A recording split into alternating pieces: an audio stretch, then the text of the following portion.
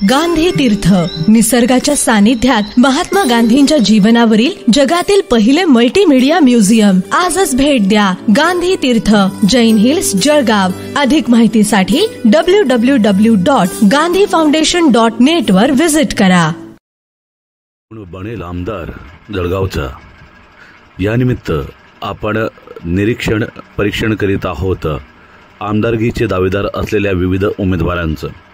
यात प्रामुख्याने पुढे येत आहे एक तरुण चेहरा, एक नाव, रोहित दिलीपराव निकम.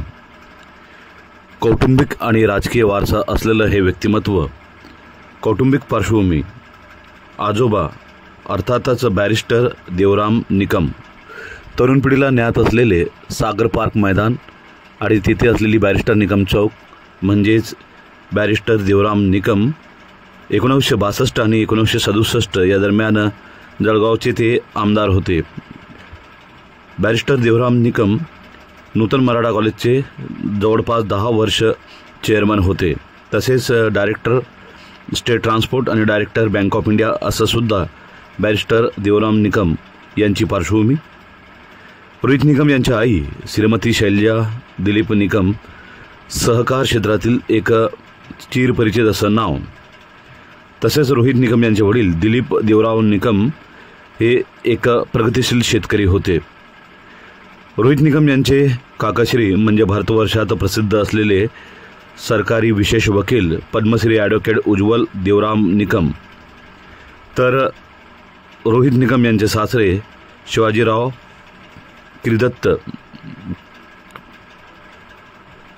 पंढरीराव क्रिदत्त यांचे ते सुपुत्र. तसेच मध्य प्रदेशमध्ये विरोधी पक्षनेता सुद्धा होते.